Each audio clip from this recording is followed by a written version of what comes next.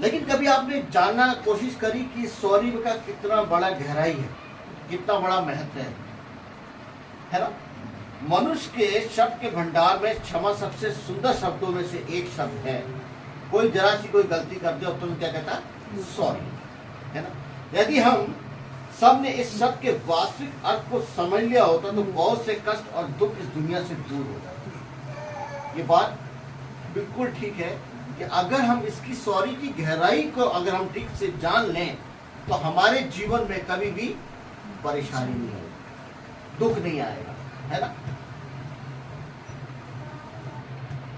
वचन में लिखा है कि दाऊद ने इसका बहुत सुंदर वर्णन किया है।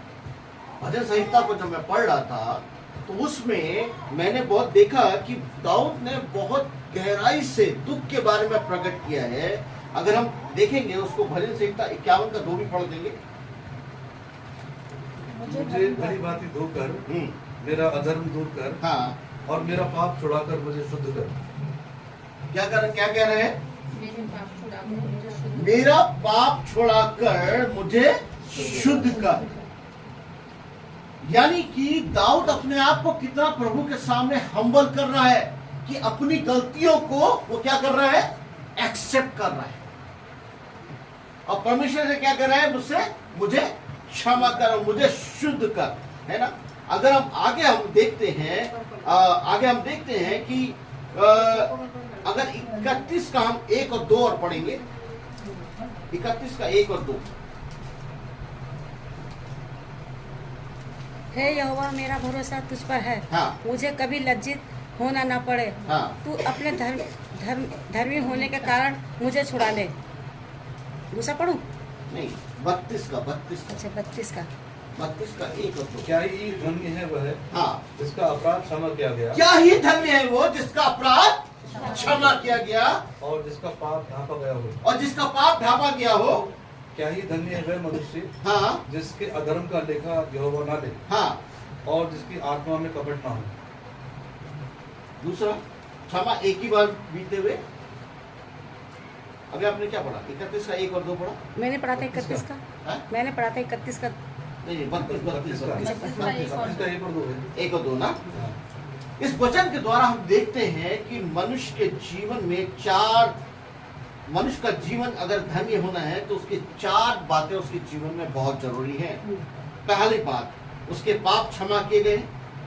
दूसरी बात, उसके पाप ढांपे गए। तीसरी बात, उसके क्षमा किए गए पाप आगे को उस पर आरोपित नहीं किए जाएंगे। चौथी बात, इस वचन के द्वारा हम देखते हैं कपट से उसकी आत्मा शुद्ध की गई है। आत्मा जब आपकी शुद्ध हो जाती है तो आपके जीवन में क्या होता है? उद्धार आ जाता है ना? वो आपके जीवन को क्या करता है?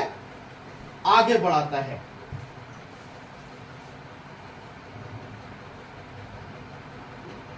जिसका अपराध क्षमा किया गया हो, एक बार इसको फिर पढ़ दीजिए इस वचन को। क्या ही धन्य है वह, जिसका अपराध क्षमा किया गया। बस, जिसका अपराध क्षमा किया गया। सच्चे रूप में आनंदित लोग वे हैं जिन्हें परमेश्वर ने अपने पापों की क्षमा प्राप्त की है। अब पापों की क्षमा कैसे प्राप्त की है? क्या हम पापी हैं? नहीं, हम पापी नहीं है, क्योंकि परमेश्वर ने हमारे पापों को क्षमा किया है और हमको उसने क्या करा है? हमारे जीवन में उद्धार किया है ना? ताकि उसके पापों का दोष और उसके हृदय का मन भारी ना हो और उसका मन और उसका अपना विवेक परेशान ना हो। कभी कभी हमारे जीवन में कभी गलतियां हो जाती हैं, है ना? तो हम क्या करते हैं?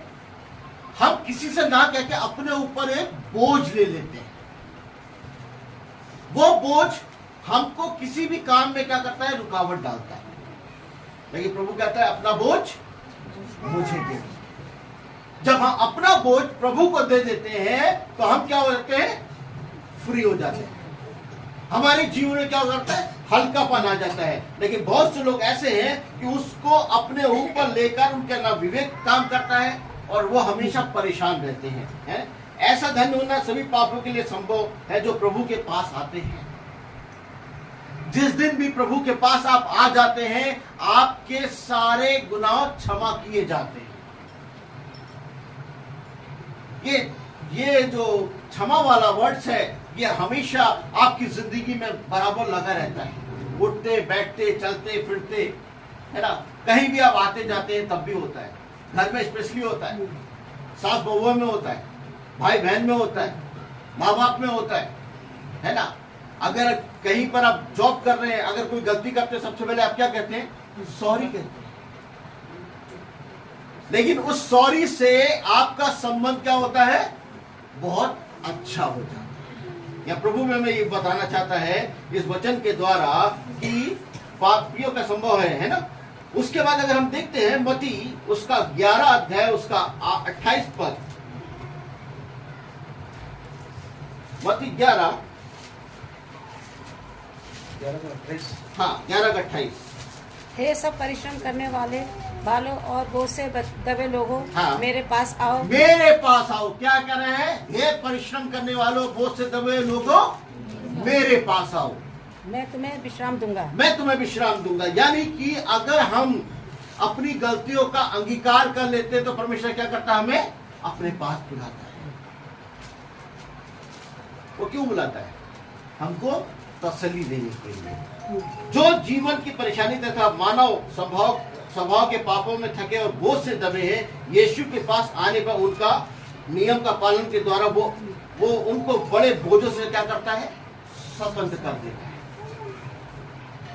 हमारे पर कितना भी बोझ है, हम कितनी भी परेशानी दिक्कतों में है, लेकिन जब हम परमेश्वर के पास चले जाते हैं, यीशु मसीह के पास चले जाते हैं, अपना बोझ उसको दे देते हैं, वो हमें क्या करता है? स्वतंत्र कर देता है और हमारा बोझ वो ले लेता है। और जब वो बोझ ले लेता है तो हमारे जीवन में क्या होता है?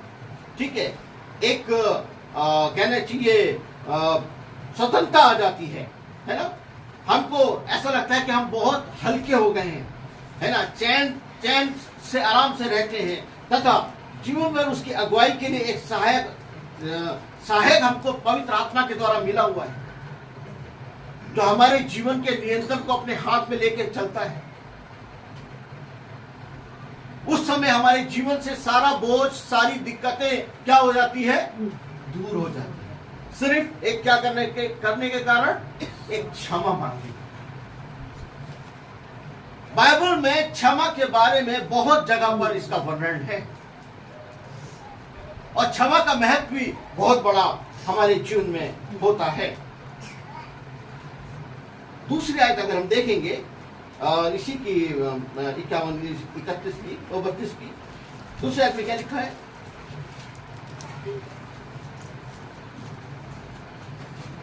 क्या ही धन्य है वह मनुष्य, हाँ। जिसके अधर्म का युवा लेखा न ले और जिसकी आत्मा में कपट ना हो। लेखा ना ले। लेखा ना लेने का मतलब भी बहुत बड़ा महत्व है। इस बात को दिखाता है कि परमेश्वर सच्चे पछतावी पापी को धर्मी गिनता है। यानी कि जो अपने क्या करते हैं? पापों का अंगीकार कर लेता है, परमेश्वर की नजरों में क्या होता है? वो महान होता है। लिखा ना, टूटे हुए मनों को ही परमेश्वर ग्रहण करता है। यानी कि जो पश्चाताप कर लेता है, जो प्रभु के सामने अपना अंगीकार कर लेता है, जो प्रभु के सामने अपने आप को नतमस्तक करता है, सॉरी मांग लेता है, क्षमा मांग लेता है, परमेश्वर उसको क्या करता है? अपने साथ रखता है। इसलिए नहीं कि उसने धार्मिकता को कमाया कर्मों द्वारा, परंतु अपने पापों का अंगीकार तथा प्रभु को विश्वास करके पाया है। प्रभु को हम कब पा सकते हैं? कब पा सकते हैं? जब हम विश्वास करते हैं। हमारा विश्वास ही परमेश्वर के नजदीक में हमको लेके जाता है। जैसे जैसे हमारा विश्वास बढ़ता है, उस तरह से हमारे जीवन में प्रभु पूरी तरह से काम करता है। इसलिए हमारा विश्वास होना बहुत जरूरी है।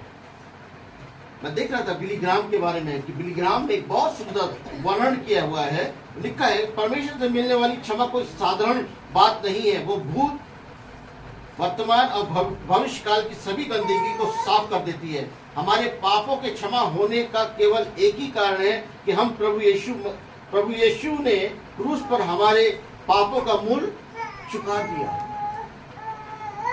यीशु ने हमारे कारण तो सलीब पर चढ़ाया गया ना। आजकल हम लोग क्या कर रहे हैं? क्या चल रही है? कौन से दिन चल रहे हैं? हम इसमें क्या करते हैं?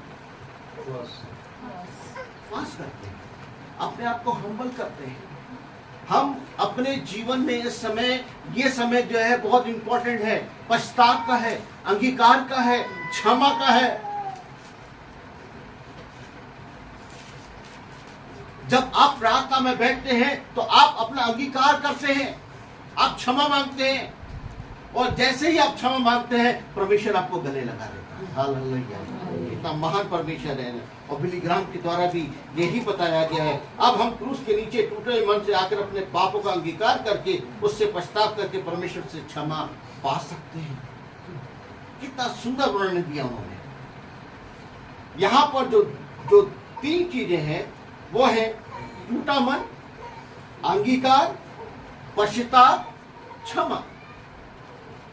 क्षमा का वर्णन आप देख रहे हैं कि हर जगह पर क्षमा का वर्णन आ रहा है, और अभी भी वचन में जिस दिन जगह आप देखते हैं वहां पर क्षमा का वर्णन जाता है। यहां पर हम देखेंगे जैसे लिखा है लेखा ना ले। लेखा ना ले का मतलब इस बात को दिखाता है कि परमेश्वर सच्चे पछतावी पापों को धर्मी गिनता है।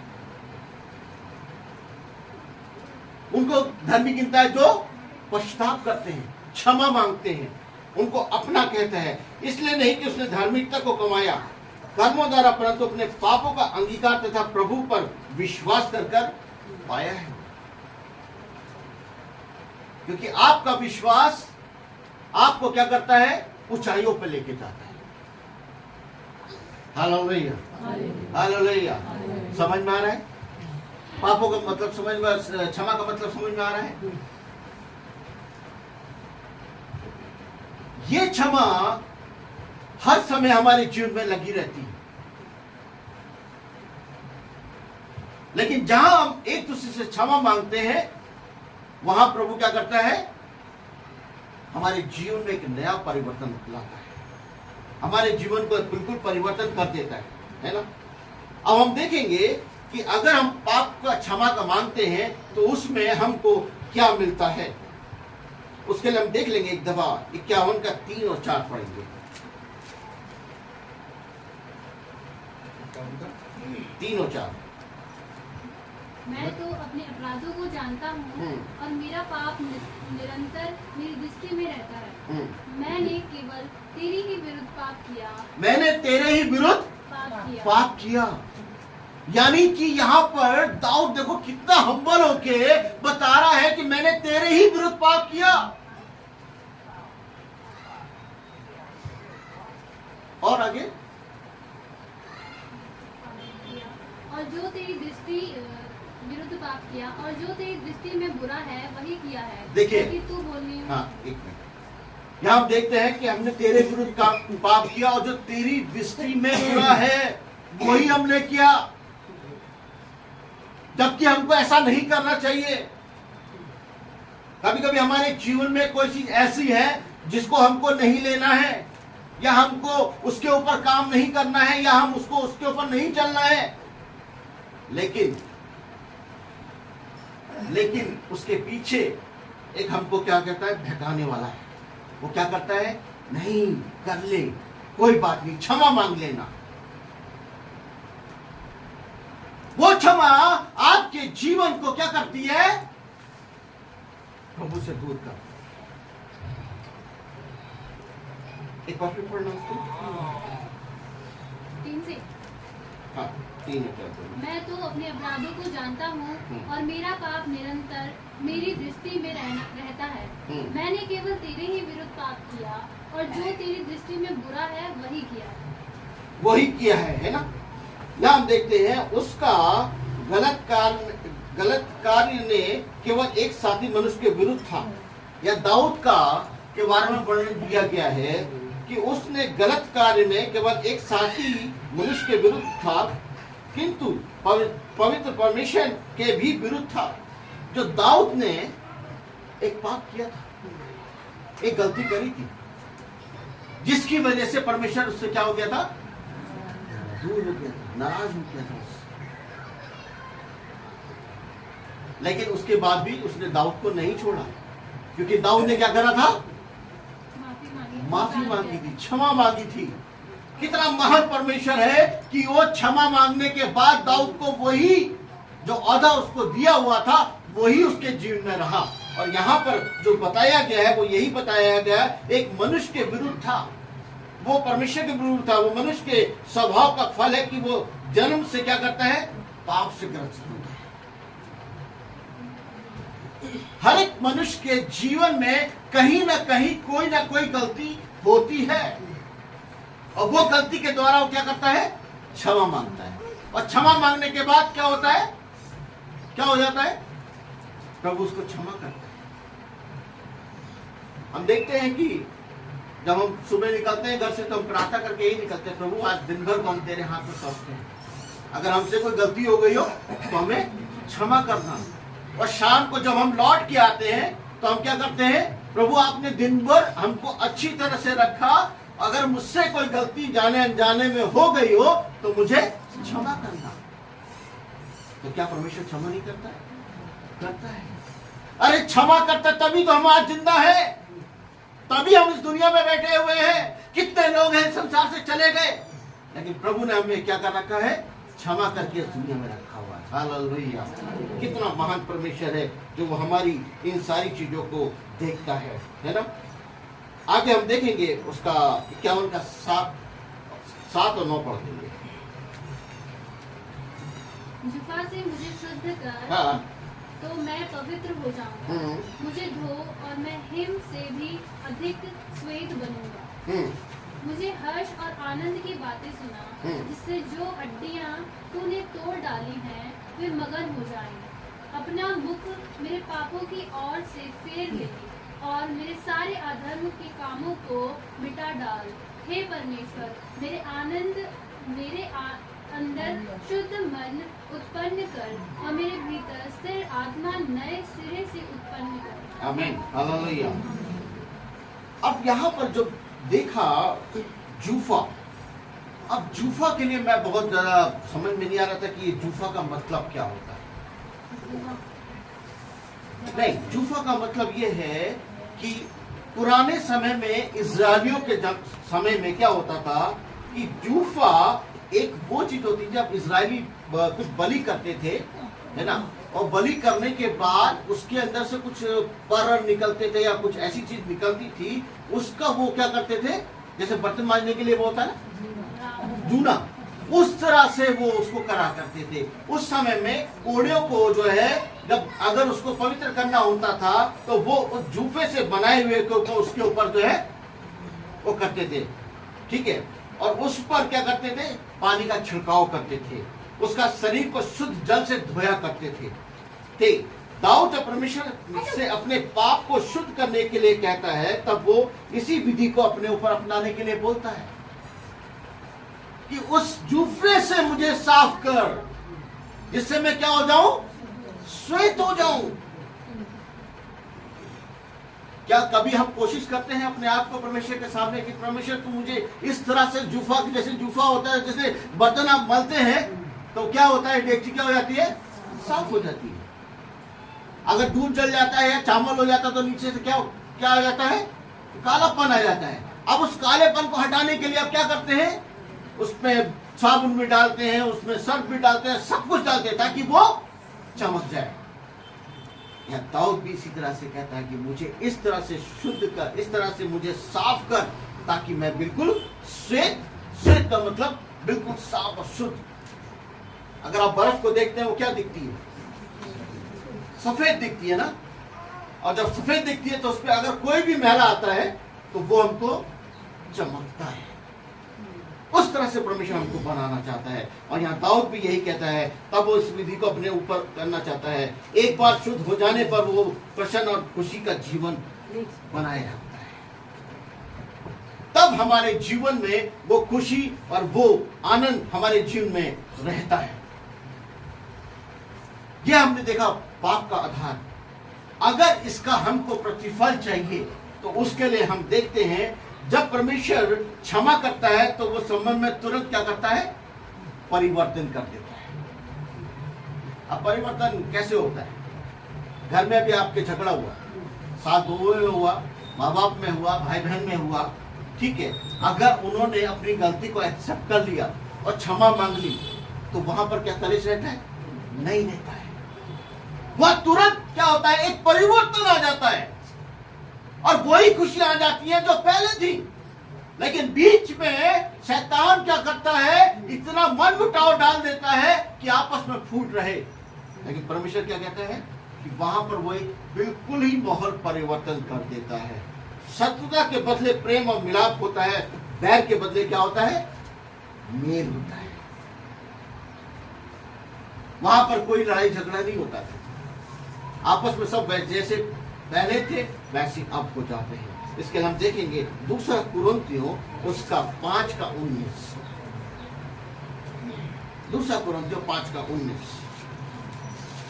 अर्थात परमेश्वर ने मसीह में होकर अपने साथ संसार का मेल मिलाप कर लिया और उनके अपराधों का दोष उन पर नहीं लगाया है ना। और मैं बस 19। अर्थात परमेश्वर ने मसीह में होकर अपने साथ संसार का मेल मिलाप कर लिया। इसका मतलब यह है कि जब वो संसार में आया तो उसने क्या करा? हम सबों को क्या करा? एक साथ कर दिया और उनके अपराधों और दोष पर उन पर नहीं लगाया। जो उनके दोष है ना, वो उनसे हटा लिए गए। क्षमा का साथ परमेश्वर के सम्मुख मूल स्तर पर फिर से स्थापित होता है। जूफा से शुद्ध कर देने का मतलब है कि आपने देखा जूफा से क्या होता है? सफेदपन आ जाता है ना। इसका परमेश्वर जब हमें क्षमा करता है तो हमारे पापों को क्या करता है? वो भूल जाता है। कितना महान परमेश्वर है कि हम जो गलतियां कर रहे हैं वो उसको क्या करता है? भूल जाता है। हमने क्या करा? सिर्फ एक क्षमा तो मांगी, क्षमा से उसने क्या करा? हमारी गलतियों को भुला दिया और एक तरह से फिर नया शुरू कर दिया हमारे जीवन को, है ना। तीसरी बात जो उसमें होती है, क्षमा के परिणाम स्वरूप परमेश्वर हमारे विरुद्ध लगे हुए दोषों को अमान्य कर देता है, मतलब को बिल्कुल अनदेखा कर देता है। हमने जितने भी पाप किए उसको क्या करता है? वो अनदेखा कर देता है और हमारे पापों के बदले हमें दंड नहीं देता। वो स्त्री जो पाप करते समय पकड़ी गई थी, उसको हम देखेंगे। एक मिनट उसको भी देख लेते हैं। यूहन्ना 8:11। यूहन्ना 8:11। उसने कहा, हे प्रभु, किसी ने नहीं। यीशु ने कहा, एक मैं मिनट, भी। क्या कहा? हे प्रभु, किसी ने भी नहीं। आगे यीशु ने कहा, हाँ। मैंने भी तुझ पर दंड की आज्ञा नहीं दी। मैंने तुझ पर क्या करा? दंड की आज्ञा नहीं दी।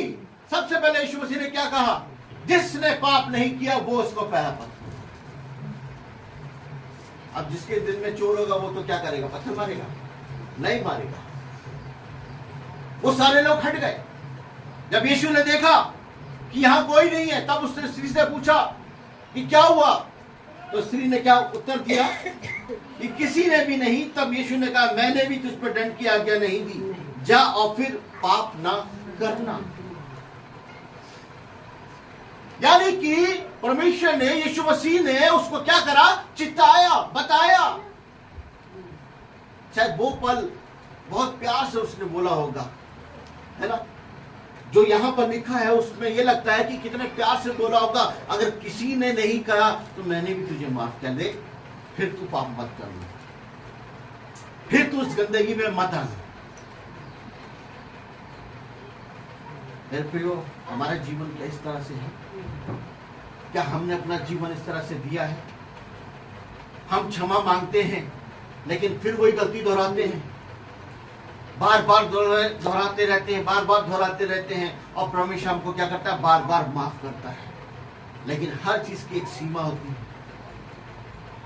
एक समय के बाद भी जब प्रभु छोड़ देता है तो हम क्या करते हैं? प्रभु आपने मुझे क्यों छोड़ दिया? लेकिन क्या हम अपने आप को जांच रहे हैं? क्या हम उसको ठीक से समझ पा रहे हैं कि हम क्या कर रहे हैं? हमारा ये समझना बहुत जरूरी है कि हम क्या कर रहे हैं। इसलिए अपने जीवन को बदलना बहुत जरूरी है। हमको अपने पापों का क्षमा मांगना बहुत जरूरी है। अगर किसी से कुछ गलती हो जाती है तो आप उससे क्षमा मांग सकते हैं। क्षमा में कोई छोटा कोई बड़ा नहीं होता है। क्षमा के द्वारा क्या होता है, माहौल बिल्कुल बदल जाता है। आपके जीवन में वो खुशियां आ जाती हैं जो आप चाहते हैं। तो प्रभु आपके जीवन में आशीष दे और इस वचन के द्वारा आपको समझ दे। इस वचन के द्वारा हम देखते हैं कि क्षमा का महत्व हमारे जीवन में कितना बड़ा है और कितना जरूरी है कि ये क्षमा के द्वारा हमारा जीवन बहुत कुछ बदल सकता है। और हम प्रभु के सामने जब क्षमा मांगते हैं तो प्रभु भी हमको आशीष से भरपूर करता है। आइए हम लोग जाएंगे एक गाने में, उसके बाद प्रार्थना।